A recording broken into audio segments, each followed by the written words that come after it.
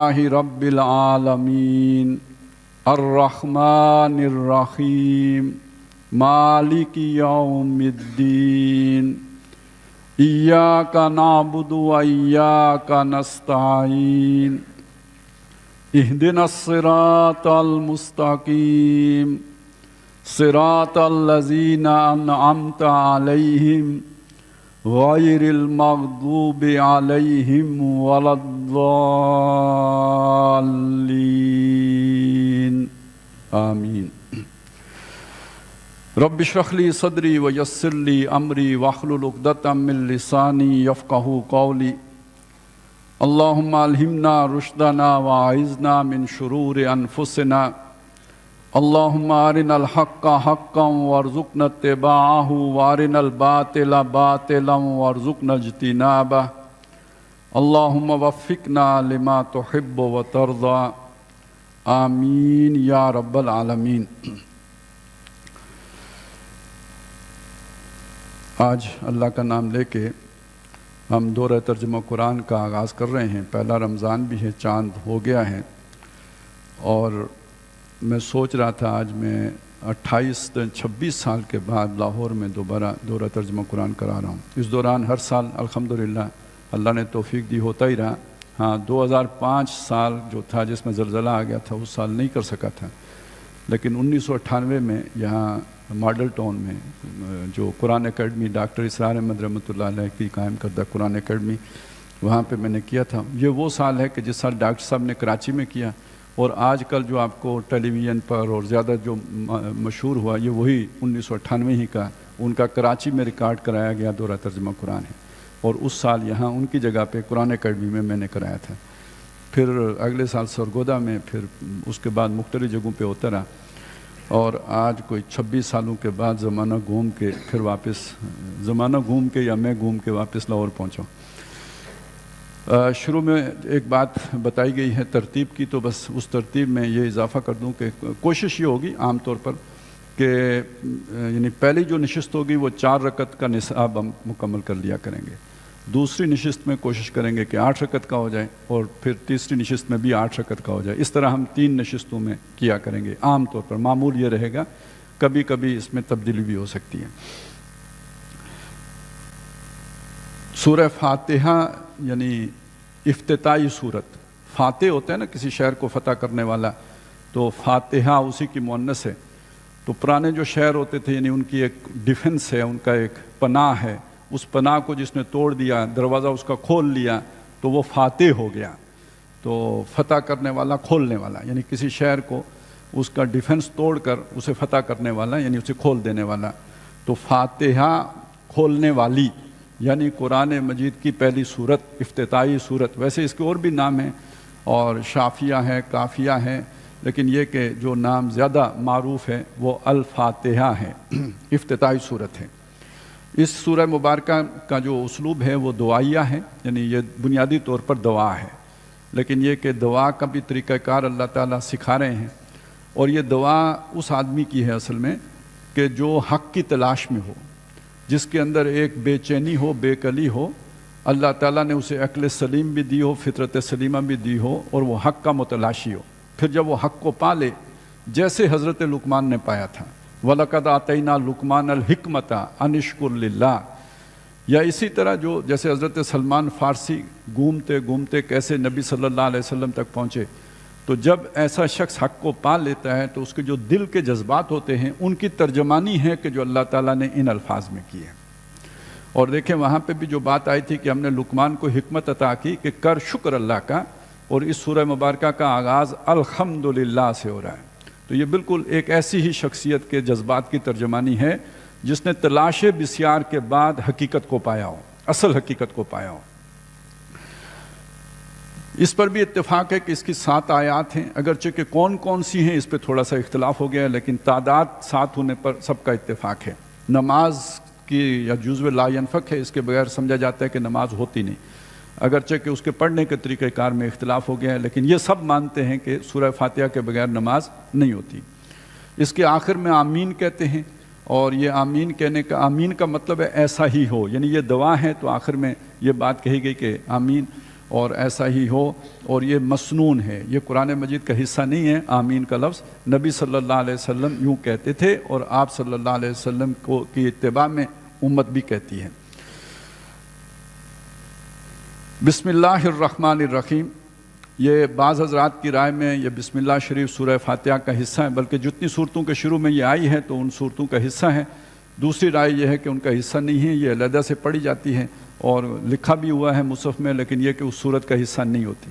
لیکن 7 آیات جو پوری کرتے ہیں وہ پھر جو بسم اللہ کو ساتھ شامل کرتے ہیں، تو وہ جو آخر میں صراط الذین انعمت علیہم، بعض لوگ یہاں پہ ایک آیت علیحدہ مان کے یہاں 6 آیت کو ختم کرتے ہیں، اور غیر المغضوب علیہم ولا الضالین کو 7ویں آیت مانتے ہیں.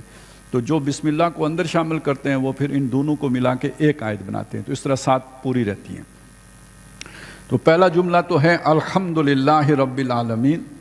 سارا شکر، ساری تعریف اللہ کے لیے ہے جو سارے جہانوں کا رب ہے.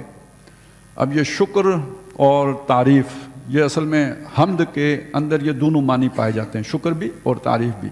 شکر اس بات پر کیا جاتا ہے کہ جس کا فائدہ کسی کو پہنچے، احسان کے بدلے میں شکر ہے. اور تعریف اگر فائدہ نہیں بھی پہنچا، کوئی چیز اچھی لگی تو اسے دیکھ کر جو تعریف کے کلمات زبان سے ادا ہوتے ہیں وہ ثنا ہے، تعریف ہے.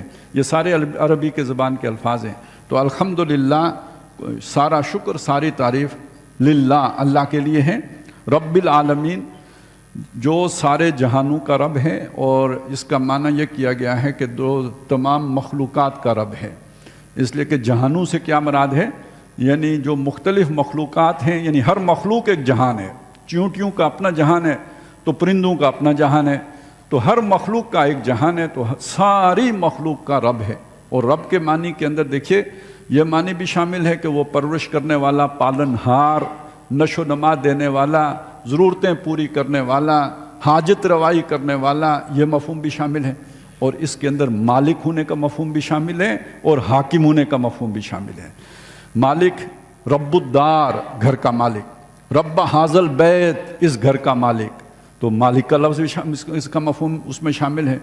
اور رب کے معنی میں آقا، یعنی یہ کہ جو جس کا حکم چلتا ہے، جس کی اتباع کی جاتی ہے، جس کی پیروی کی جاتی ہے، جس کے محکوم ہوتا ہے کوئی. جس معنی میں فرعون نے کہا تھا انا ربکم الاعلی، میں تمہارا اعلیٰ رب ہوں، تو وہ اس معنی میں اس نے کہا تھا سب سے بڑا حاکم میں ہوں. باقی چھوٹے چھوٹے حاکم ہیں، ان سب کے اوپر بڑا حاکم میں ہوں.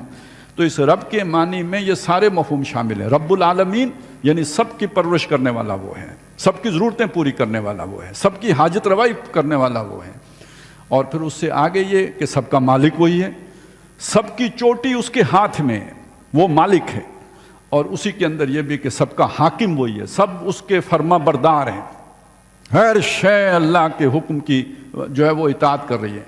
افا غیر دین اللہ یبغون، کہ اللہ کے سوا کسی اور کے دین کے یہ متلاشی ہیں، جبکہ ہر شے آسمانوں اور زمین کی طوعاً و کرہن اسی کی پیروی میں لگی ہوئی ہیں. الرحمن الرحیم، وہ بہت رحمان، مہربان ہے، رحیم، رحم کرنے والا ہے. دونوں الفاظ رحمت سے بنے ہیں. اور ان میں جو معمولی سے فرق ہے وہ یہ کہ رحمان کے اندر وہ رحمت بہت جوش میں ہے، ہیجان میں ہے، ٹھاٹھے مارتے سمندر کی مانند ہے. اور رحیم کا لفظ یہ بتاتا ہے کہ وہ اسی سطح پہ برقرار رہتی ہے. ہمارے ہاں جب کبھی جوش آتا ہے تو وہ جوش اتر بھی جاتا ہے، طوفان آتا ہے تو تھم بھی جاتا ہے، آندھی چلتی ہے تو رک بھی جاتی ہے. تو اللہ تعالیٰ کی جو رحمت ہے وہ سمندر کے ٹھاٹھے مارتے سمندر کی مانند ہے اور ادھر ہی برقرار رہتی ہے، اترتی نہیں ہے، اسی سطح پہ برقرار رہتی ہے. یہ رحیم کا لفظ جو ہے نا اس کی برقرار رہنے کو اور اس کے استمرار کی طرف اشارہ کر رہا ہے. اور اس کو جوڑیے اس چیز کے ساتھ، اس کی ربوبیت اصل میں اس کے رحمت کا پرتو ہے. ہر شے کو پالنا اس کے پیچھے اس کا جذبہ رحمت کار فرما ہے. اور اللہ کی رحمت ہر شے پر محیط ہے. اس کا مطلب یہی ہے کہ ہر شے کی ضرورتیں وہ پوری کر رہا ہے. تو یہ اس کے رب ہونے کے ساتھ رحمان اور رحیم ہونے کا تصور ساتھ آ گیا. اب یہ جو ہمارے ہاں تقویٰ کا معنی عام طور پہ خوف سے مراد وہ والا خوف نہیں ہے جیسے آپ کسی ڈراؤنی شے سے ڈرتے ہیں کہ ایک ایسے مہربان رب کو کہیں ناراض نہ کر بیٹھیں. یعنی ایک احتیاط والا اور لحاظ والا اور کسی کا پاس رکھنے والا خوف ہے. یہ وہ ڈراؤنا اور ڈر والا خوف نہیں ہے جو کسی درندے سے کسی کو ہوتا ہے یا کسی بلا سے ہوتا ہے. مالک یوم الدین، اب یہ تیسری بات ہے، وہ بدلے کے دن کا مالک ہے، اور یہ مالک، ملک، رب، یہ اما نہیں ہے، اس لیے کہ وہ جس دن کے بدلے کے دن، جس دن کا مالک ہے، ادھر سوال تو یہی ہوگا نا، لمن الملک اليوم، آج بادشاہی کس کی ہے؟ للہ الواحد القہار، اس اللہ کی ہے جو اکیلا ہے، جو چھایا ہوا ہے، سب کو قابو کیے ہوئے ہے، اس اللہ کی بادشاہی ہے۔ تو مالک ہے یعنی بادشاہ ہے، مالک ہے یعنی رب ہے، یہ ہم مانی ہو گئے۔ مالک یوم الدین، دنیا میں مجازی قسم کے مالک بھی حقیقی مالک اپنا کا دعوے دار بن کے کھڑے ہو جاتے ہیں۔ کہیں فرعون کہتا ہے یہ ملک میرا ہے، کہیں کوئی کہہ دیتا ہے، آج دیکھیے نا پورے کسی ملک پر جس کی حکمرانی نہیں ہے، کم از کم اپنے جسم کے اوپر تو ہر کسی کی حکمرانی ہوتی ہے نا، اور جس کی ہوتی ہے وہ جب یہ کہتا ہے کہ میری مرضی چلے گی، میرا جسم میری مرضی، تو فرعون کہتا تھا میرا ملک میری مرضی۔ تو اب اس کے مقابلے میں یہ بات کہی گئی ہے، وہاں کسی کی مرضی نہیں ہوگی، مرضی اسی کی ہوگی، اکلوتا اس دن مالک وہ ہوگا، کوئی چون چرا کرنے کی پوزیشن میں نہیں ہوگا اس کے سامنے، مالک یوم الدین۔ اب یہ دیکھیے، یہ ایک پہچان ہے جو ایک متلاشی حق کو اپنے رب کی ہوئی ہے، اس نے تلاش کیا، اس کی زندگی لگی اس میں، کیا معلوم کتنے سال اس نے کھپائے، اور بنیادی سوالات تک پہنچا، ان کے جوابات تک پہنچا، اور جو لب لباب ہے وہ یہ ہے، الحمدللہ رب العالمین الرحمن الرحیم مالک یوم الدین۔ اب اس کے بعد ایک نتیجہ ہے جو اس کی اپنی فطرت کی آواز ہے، یہ شکر کا، یوں سمجھے وہ جو شکر کا جذبہ نا، الحمدللہ رب العالمین، اس کا عملی مظہر کیا ہوگا؟ اس کا عملی مظہر ہے ایاک نعبد، ہم اس ہی کی بندگی کرتے ہیں، عبادت کرتے ہیں۔ اور عبادت کا مطلب صرف یہ نہیں ہے کہ اس کے لیے نماز روزہ کرتے ہیں، پوجا پاٹ کرتے ہیں، پرستش کرتے ہیں، یہی مطلب نہیں ہے، یہ بھی شامل ہے، نمازیں بھی اس کے لیے پڑھتے ہیں، اور بھی جو بھی طریقے ہیں اللہ کی تعریف و توصیف کے وہ انجام بجا لاتے ہیں، لیکن اصل مطلب کیا ہے؟ اس کے ہر حکم کی تابعداری کرتے ہیں، اس کے کسی حکم کی نافرمانی نہیں کرتے، اس کے آگے گردن جھکا دیتے ہیں۔ ابھی آگے یہ ساری چیزیں کھل جائیں گی، میں صرف اس وقت اشارے کر رہا ہوں۔ ایاک نعبد یعنی مکمل، ہم جسے کہتے ہیں کلی عبادت بندگی کرنا، اور یہ کہ ادخلوا فی السلم کافہ، اسلام میں پورے کے پورے داخل ہو جاؤ۔ اور جس چیز کو کہا گیا خلوص، خلوص کے بغیر عبادت جو ہے نا وہ قبول نہیں ہوتی، تو وہ خلوص کیا ہے؟ اس اللہ کی تابعداری کو خالص کرنا۔ اگر اس کے اندر ملاوٹ ہو گئی تو خلوص نہیں رہا، اس کے اندر کسی اور کی اطاعت شامل ہو گئی کسی دوسرے کی اللہ کے مقابلے میں، تو خلوص نہیں رہا۔ تو کلی اطاعت کرنا، ہما وقت کرنا، یعنی ہما جیتی ہما وقتی عبادت، جو اللہ کے حکم برداری کرنا، یہ عبادت ہے، ایاک نعبد۔ اور اسی میں دعا بھی شامل ہے، وہ علیحدہ بھی اس کا ذکر آ گیا، وَإِيَّاكَ نَسْتَعِينُ، اور ہم اس ہی سے مدد مانگتے ہیں۔ اس لیے کہ پہلے ہمیں معلوم ہو گیا کہ ہماری ساری ضرورتیں اسی نے پوری کی، تبھی تو الحمدللہ رب العالمین کا ہے نا۔ تو آئندہ کوئی ضرورت پڑے گی تو کیا کسی اور سے مانگنے جائیں گے؟ اگر پہلا جملہ ٹھیک ہے اور واقعی ہماری سوچ یہی ہے کہ ضرورتیں اسی نے پوری کی ہیں، تو اب بھی ضرورت پڑے گی تو اسی سے مانگیں گے، اب بھی کوئی طلب ہوگی کسی شے کی تو اسی سے مانگیں گے۔ تو ایاک نستعین، اسی سے مدد مانگتے ہیں۔ اہدنا الصراط المستقیم، پہلی مدد، سب سے بڑی مدد۔ آج کل ہمارے زمانے میں دیکھیں، عام طور پہ جب دعا کا مطلب ہوتا ہے یہی کہ اللہ تعالیٰ سے یہ مانگا جائے کہ اچھی سی نوکری مل جائے، کاروبار میں ترقی ہو، بہتری ہو، کاروبار پھلے پھولے، یہی کچھ اچھی جگہ پہ رشتہ ہو جائے وغیرہ وغیرہ۔ آج ہمیں دعا کے ساتھ یہ تصور آتا ہے، لیکن یہ کہ اگر سمجھ آ گئی ہو انسان کو کہ اصل حقیقت کیا ہے، تو پھر وہ پہلی شے جو اللہ سے مانگے گا، اللہ مجھے سیدھی راہ پہ چلا، صرف دکھا نہ، کیونکہ ساتھ ہی ایاک نستعین بھی ہے، دیکھنے کے بعد بھی ہو سکتا ہے آدمی نہ چل سکے۔ ہمارے وہ مرزا غالب صاحب کو معلوم تھا نا نیکی کیا ہے، برائی کیا ہے، جانتا ہوں ثواب طاعت و زہد، پر طبیعت ادھر نہیں آتی، تو اگر دیکھ بھی لیا اور طبیعت ادھر نہ آئے تو پھر کیا کروں گا؟ تو اللہ میری طبیعت کو بھی اس پر رواں کر دے، میرا سینہ بھی اس کے لیے کھول دے، انشراح صدر بھی عطا کر دے، انگلی پکڑ کے اس پہ چلا بھی دے، یہ سارا اس کے اندر شامل ہے۔ مجھے چلا، صراط مستقیم کے اوپر چلا، گامزن فرما دے، اہدنا الصراط المستقیم، اے ہمارے رب ہمیں سیدھی راہ پر گامزن فرما۔ صراط الذین انعمت علیہم، اب یہ اس کی وضاحت ہو رہی ہے، کون سی راہ؟ ان لوگوں کی راہ جن کے اوپر تیرا انعام ہوا ہے، غیر المغضوب علیہم، ان پر تیرا غضب نہیں ہوا، ولضالین، وہ گمراہ نہیں ہوئے۔ یہ گروہ ایک ہی ہے، کون سا گروہ؟ جس پر انعام ہوا، وہ گمراہ نہیں ہوئے، ان پر غضب نہیں ہوا۔ تو یہ کون ہے؟ اس کی وضاحت سورہ نساء میں ہمیں ملے گی۔ یہ نبیین ہیں، صدیقین ہیں، شہداء ہیں، صالحین ہیں۔ من النبیین والصدیقین والشہداء والصالحین وحسن اولئک رفیقا، کیا خوب رفیق ہیں یہ، جن کو ان کی مصاحبت اور کمپنی مل گئی، وہ کیا ان کو اللہ تعالیٰ نے جو ہے نا سب سے بڑی دولت ہے جس سے نوازا ہے، سب سے خوش نصیب ہیں جن کو یہ جو ہے وہ ساتھ میسر آ گیا۔ تو صراط، یہ جو منعم علیہم لوگ ہیں جن پر اللہ کا غضب نہیں ہوا، جو گمراہ نہیں ہوئے، یہ 4 گروہ ہیں۔ انبیاء کا گروہ ظاہر ہے یہ کسی کے بس میں نہیں ہے وہاں تک پہنچنا، جس کو اللہ تعالیٰ چن لیتے تھے، اب تو وہ سلسلہ بھی بند ہو گیا، اب کوئی نبی آنا بھی نہیں ہے۔ لیکن جو آئے بھی وہ اپنی مرضی سے نہیں بنے نبی، اللہ نے بنائے، اللہ نے مامور کیے اور اللہ کی طرف سے ان کو عطا ہوئی، یہ ایک خاص مقام ہے۔ باقی انسان اپنی محنت سے، اپنی جد و جہد سے، جہاد سے جہاں تک پہنچ سکتا ہے، جو سب سے چوٹی کا مقام ہے وہ ہے صدیقیت، اس کے نیچے شہداء، پھر صالحین۔ اور ظاہر ہے سارے صدیق بھی تو ایک جیسے نہیں ہوتے، صدیق اکبر بھی ہوتے ہیں اور عام صدیق بھی ہوتے ہیں، اور اسی طرح شہداء بھی تو سارے ایک جیسے تو نہیں ہوتے نا۔ تو وہ شہیدوں میں بھی کوئی اسد اللہ بھی ہوتے ہیں، وہ اسد و رسول ہی بھی ہوتے ہیں، اور شہیدوں میں کوئی عام جو راہ چلتے اللہ کی راہ میں جس نے جان دے دی وہ بھی شہید، اسے بھی کہا جائے گا، لیکن سارے شہید بھی برابر نہیں۔ تو اسی طرح سارے صالحین بھی برابر نہیں۔ کوئی ہو سکتا ہے ویسے اللہ تعالیٰ رحم فرما کر کسی کی بخشش فرما دے، کوئی ذرا 33% نمبر لے کے پاس ہو جائے، کوئی گریس مارکس کے بعد پاس ہو، تو صالحین میں بھی بہت سارا فرق ہوگا۔ تو یہ بہت درجے بنیں گے، لیکن بڑی کیٹیگریز اگر آپ کریں تو وہ 4 ہیں، انبیاء کی، صدیقین، شہداء اور صالحین۔ تو منعم علیہم یہ ہو گئے، چونکہ یہاں پہ یہ ذکر آیا ہے ضالین کا بھی اور مغضوب علیہم کا بھی، تو اس کا مطلب کوئی لوگ تو ایسے بھی ہوں گے نا جن پر اللہ کا غضب ہوا، ایسے بھی ہوں گے کہ جن پر اللہ تعالیٰ جو ہے نا جو گمراہ ہوئے، سیدھی راہ سے بھٹک گئے۔ تو یہ اس کو پہلے اصولی طور پہ مان لیں کہ جسے معلوم ہو کہ درست رستہ کون سا ہے اور اپنے دنیا کی فائدے کی خاطر اس درست رستے پہ نہ چلے، اس پر اللہ کا غضب ہوتا ہے۔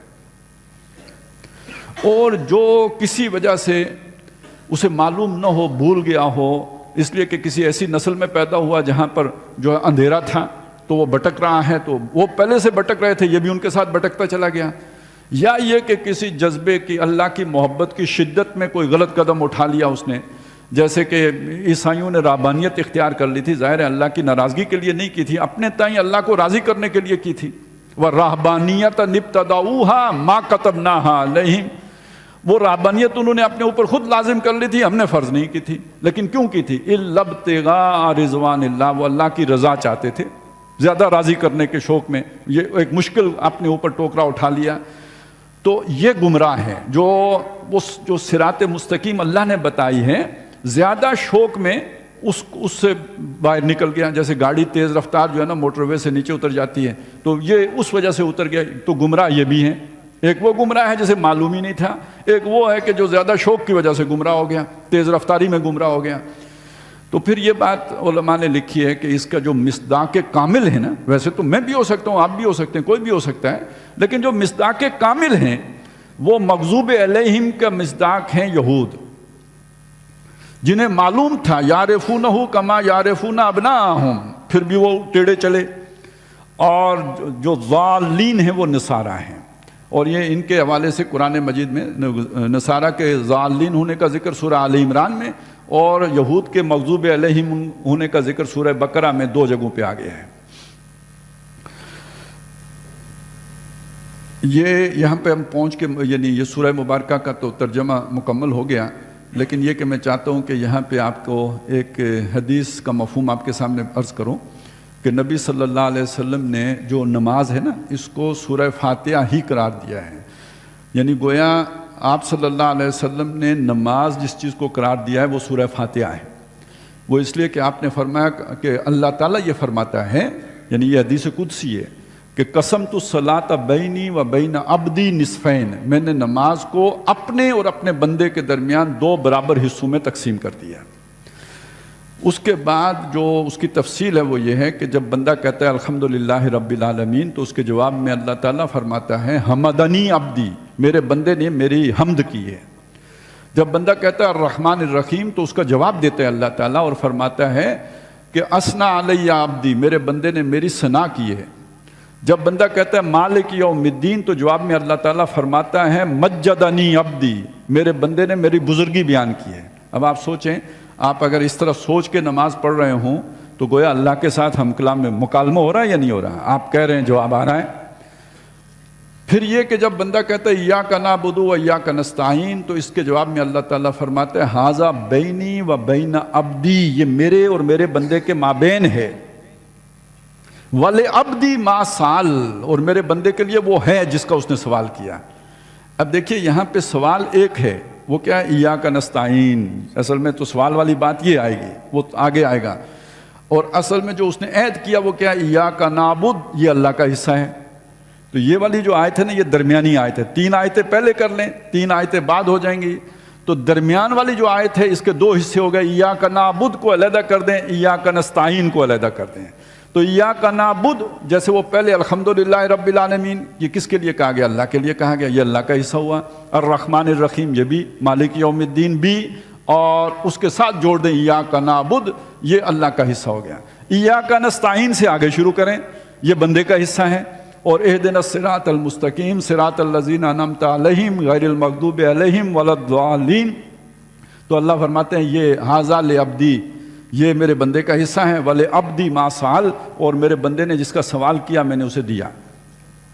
تو اس کے ساتھ ایاک نستعین کو جوڑ دیں تو پورے برابر 2 حصوں میں تقسیم ہو گئے، 3 آیتیں ادھر، 3 آیتیں ادھر۔ درمیان والی آیت کا ایک جز پہلے کے ساتھ مل جائے گا، دوسرا جز بعد والے کے ساتھ مل جائے گا۔ تو یہ اگر آپ اسے کوئی ایک ترازو کا تصور کریں نا، پرانے ترازو کا، جس نے دیکھا ہوا ہے وہ ڈنڈی والا، وہ جو سیدھی رکھو ڈنڈی، تو جو ڈنڈی سیدھی رکھتے ہیں تو اس کے اوپر ایک ہتھی بھی ہوتی تھی نا، جس کو پکڑ کے ڈنڈی سیدھی کرتے تھے۔ وہ ہتھی اگر ایاک نعبد و واو جو ہے نا عطف والی، اس کو اگر آپ ہتھی مان لیں اور ایاک نعبد اور ایاک نستعین کی ڈنڈی بنا لیں، آدھی ادھر آدھی ادھر، نیچے 3 وہ جو ہے نا وہ زنجیروں والی پلڑا بنا لیں، تو 3 آیتیں ایک طرف اور 3 آیتیں دوسری طرف، ایک حصہ اللہ کا ہو گیا، ایک حصہ بندے کا ہو گیا۔ اس میں کسی اور چیز کا ذکر ہی نہیں ہے، نہ رکعتوں کا ذکر ہے، نہ تسبیحات کا ذکر ہے۔ نماز کو 2 حصوں میں تقسیم کر دیا، آدھا میرا آدھا میرے بندے کا، اور اس میں سارا جو آدھا آدھا کیا وہ سورہ فاتحہ کو کیا۔ تو اس سے آپ وہ جو بات آتی ہے کہ نماز تو گویا ہے ہی سورہ فاتحہ، باقی اس کا پروٹوکول ہے۔ جب آپ کوئی بھی شے کوئی کام کرتے ہیں تو ظاہر ہے اس کے لوازمات بھی ہوتے ہیں، تو اصل تو در حقیقت جو نماز ہے وہ سورہ فاتحہ ہے، باقی اس کے آداب ہیں کہ جو بجا لا کر در حقیقت اس کو ادا کیا جاتا ہے۔